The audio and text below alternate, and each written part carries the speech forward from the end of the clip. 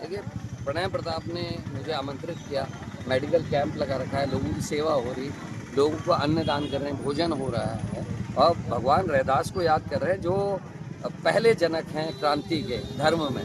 उन्होंने कहा कि मन चंगा तो कठौती में गंगा, और माँ गंगा का कंगा जो कांवला है सोने का, वो उनकी कटोरी में आ जाता है। तो ये मामूली बात नहीं है। उन्होंने हर अनुयायी को, हर भक्त को ये प्रेरणा दी कि आपका भाव अच्छा होना चाहिए, आपको दिल से ईश्वर से प्रेम करना चाहिए। जब आप मेडिटेशन करें या जिसमें आप ध्यान करें तो आप ईश्वर की प्रेजेंस का मेडिटेशन करें। ये नहीं कि आप लाइट देख रहे हैं या बहुत कंसंट्रेट करें, ये नहीं। उन्होंने कहा कि जिस ईश्वर को आप मानते हो उसके संग प्रेम से आप उसके साथ सहचर करें। तो ये भाव देने वाले गुरु रैदास हैं और इस समय भारत को, बल्कि मैं कहूँगा विश्व को, सबसे ज़्यादा उनकी प्रेरणाओं की ज़रूरत है, कबीरदास जी की और रैदास जी की। जिस समय लोग नफरत कर रहे हैं, धर्म के आधार पर एक दूसरे पर शंका कर रहे हैं, उस समय प्रेम का वातावरण फैलाने के लिए और धर्म का वातावरण फैलाने के लिए महान संतों की आवश्यकता है और रैदास जी उनमें अग्रणी है। सर 2027 नज़दीक है और आपकी यहाँ इस कार्यक्रम, इतने बड़े कार्यक्रम में उपस्थिति कुछ बड़ा इशारा करती है?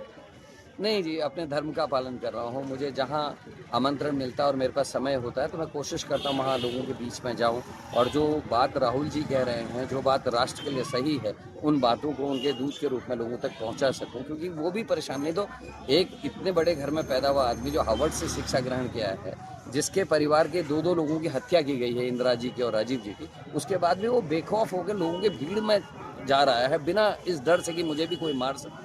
जिस परिवार से लोग इतनी नफरत कर रहे हैं आज जो सत्ता में है, जो गांधी के हत्यारे नाथूराम गॉडसे की जिंदाबाद कहने वाले लोगों की सरकार है और जिसमें राहुल गांधी को सर्वाधिक खतरा है जान का, उसके बाद भी अपने जान की फिक्र करे बिना हिंदुस्तान की जो व्यक्ति फिक्र कर रहा है उसके साथ खड़ा होना और उसकी बातों को आगे पहुंचाने का काम हम लोगों की जिम्मेदारी भी बनती है।